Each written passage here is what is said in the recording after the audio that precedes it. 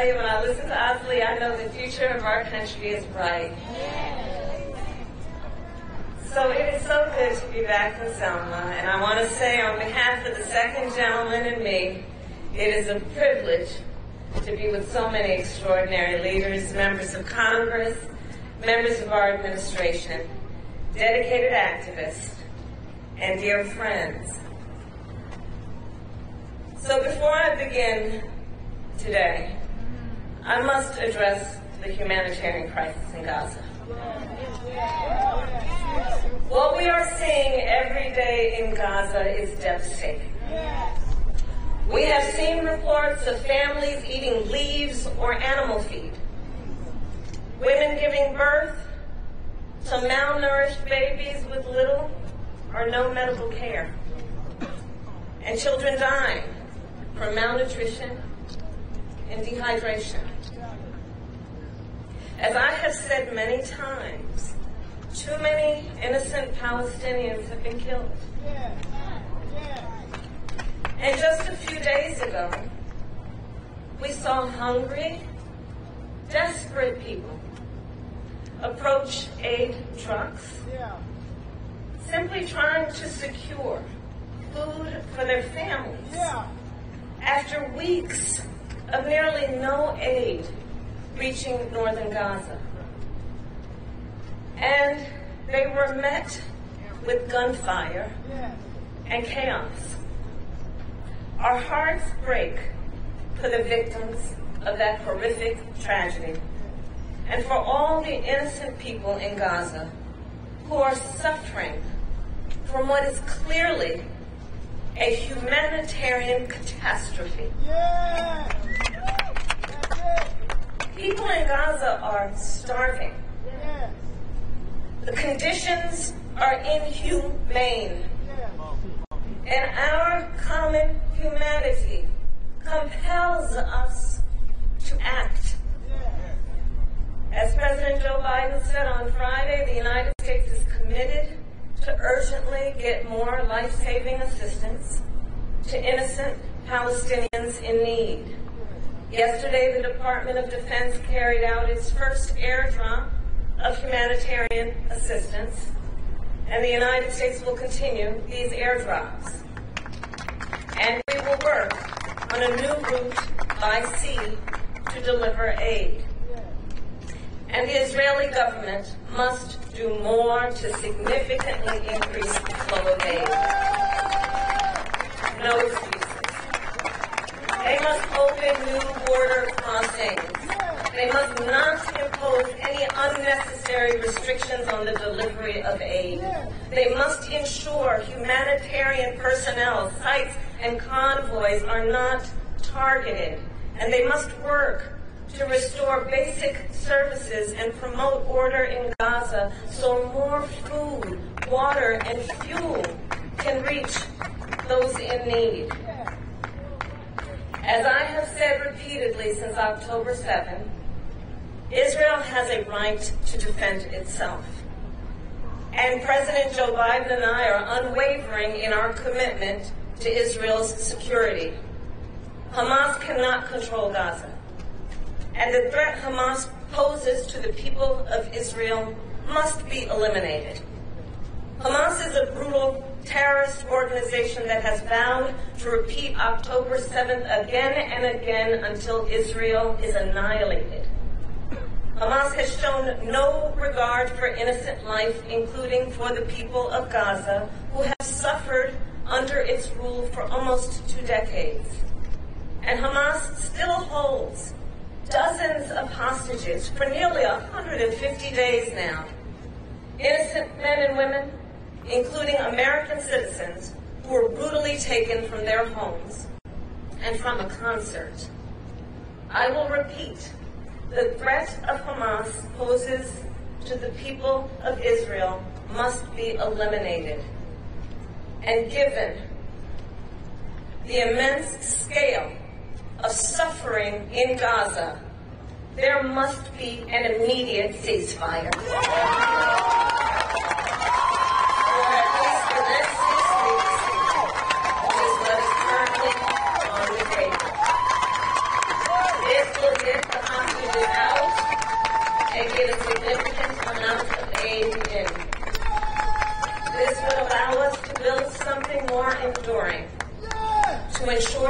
Israel is secure and to respect the right of the Palestinian people to dignity, freedom, and self-determination. Hamas claims it wants a ceasefire. Well, there is a deal on the table. And as we have said, Hamas needs to agree to that deal. Let's get a ceasefire. Let's reunite the hostages with their families. And let's provide immediate relief to the people of Gaza. I will now address the occasion for our gathering today on this hallowed ground on the foot of the Edmund Pettus Bridge, where 59 years ago, on a cold Sunday morning, 600 brave souls set out from Selma, hand in hand, shoulder to shoulder. They marched for the freedoms that were theirs by birth and theirs by right. The freedom to vote, the freedom to live without fear of violence or intimidation, the freedom to be full and equal members of our nation. They marched peacefully. They knew violence against them was inevitable. They knew they would be surrounded by troopers with nightsticks. They knew they might be trampled by horses. Even so, they marched forward. But they were forced to retreat. And yet, they would not be deterred, defeated, or denied. And they returned to this bridge while many were still bound in bandages because they knew what was on the other side. A promise of a future that was more equal, more just, and more free. And yes, they crossed this bridge. And in so doing, they also built a bridge. They brought together white Americans, black Americans, all sorts of Americans, and ministers and rabbis and members of SCLC and SNCC and folks of all ages and backgrounds. And less than 6 months later, the Voting Rights Act of 1964 was signed into law. The story of Selma, a story of our nation. Freedom is fundamental to the promise of America. Freedom is not to be given. It is not to be bestowed.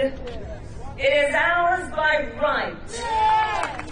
And the power behind the promise of freedom has always been in the faith of her people and our willingness to fight for freedom, be it on the fields of Gettysburg, in the schools of Little Rock, on the streets of Ferguson, and on this bridge right here in Selma.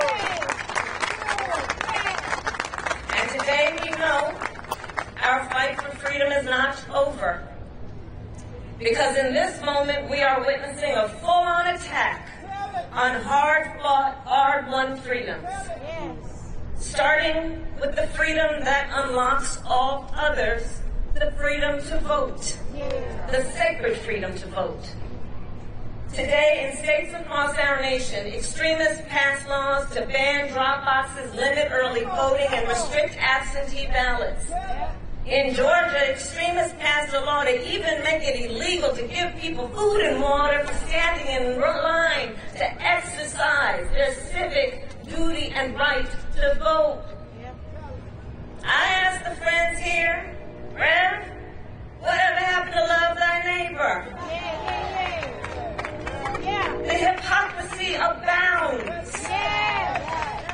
And do notice, the governor of Georgia signed that law on the 56th anniversary of this very march.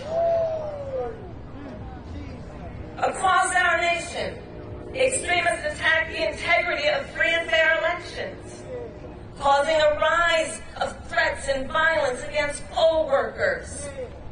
In the face of these assaults on the freedom to vote, and in honor of all those who crossed President Biden and I will continue to demand that the United States Congress pass the Freedom to Vote Act and the John Lewis Voting Rights Advancement Act. The fight for freedom. Today in states across our nation, extremists propose and pass laws that attack the freedom of a woman to make decisions about her own body. Laws that would make no exception even for rape or incest. Here in Alabama, they attack the freedom to use IVF treatment. Women and couples denied the ability to fulfill their dream of having a child. And consider the irony. On the one hand, these extremists tell women they do not have the freedom to end an unwanted pregnancy, and on the other hand, these extremists tell women they do not have the freedom to start a family. Right. Let us agree. One does not have to abandon their faith or deeply held beliefs to agree the government should not be telling her what to do with her body.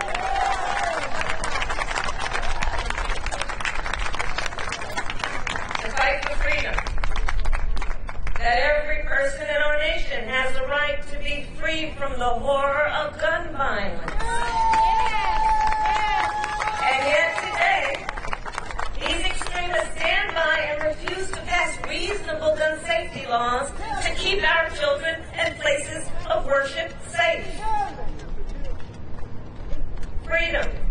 That every person in our nation has the right to be free to love who they love openly and with pride. And yet, just this past year, extremists have passed or proposed hundreds of laws targeting LGBTQ people. Freedom. That every person in our nation has the freedom to learn and acknowledge our country's true and full history.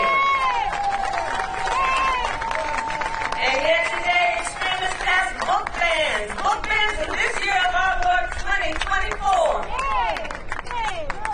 Well, they also try to erase, overlook, and rewrite the ugly parts of our past. Fundamental freedoms under assault. The freedom to vote, the freedom from fear, violence, and harm, the freedom to learn, the freedom to control one's own body, and the freedom to just simply be. And understand the profound impact these attacks have on the next generation of our leaders. Just last fall, 15,000 young leaders joined me during my Fight for Our Freedoms college tour. And for them, these attacks on freedom are a lived experience. It is their lived experience that extremist leaders have intentionally closed polling places near college campuses and restricted the use of student IDs to vote. That it is black voters and student voters who are most targeted by anti-voter laws. A lived experience that during the height of their reproductive years, the highest court in our land, the Court of Thurgood, and RBG took a constitutional right that had been recognized from the people of America, from the women of America. So that now this generation has fewer rights than their mothers and grandmothers. Their lived experience that from kindergarten to 12th grade they have consistently had to endure active shooter drills. While extremists refuse to pass universal background checks, red flag laws, and an assault weapons ban. Our young leaders, well, they are clear-eyed about what's at stake. And in the spirit of a young John Lewis, I know they too will not be deterred, they will not be defeated, and they will not be denied. So, Selma, the challenges we currently face are not unlike the challenges faced by those 600 brave souls 59 years ago. And in this moment, we too then are confronted with a fundamental question. What kind of country do we want to live in? Do we want to live in a country of freedom, liberty, and justice? Or a country of injustice, hate, and fear? We each have the power to answer that question with our voice, with our feet, and with our vote. I'll close by sharing with you in my West Wing office in the White House. Yeah, that's where I work. I hung a piece of this artwork that is the first thing I see when I walk into my office in the morning. It's a large framed photograph taken on Bloody Sunday depicting an injured Amelia Boynton receiving care at the foot of this very bridge. And for me, it is a daily reminder of the struggle, of the sacrifice, and of how much we owe to those who gave so much before us. History is a relay race. Generations before us carried the baton, and now they have passed it to us. So let us continue to organize, let us continue to fight, and let's make some good trouble along the way. God bless you.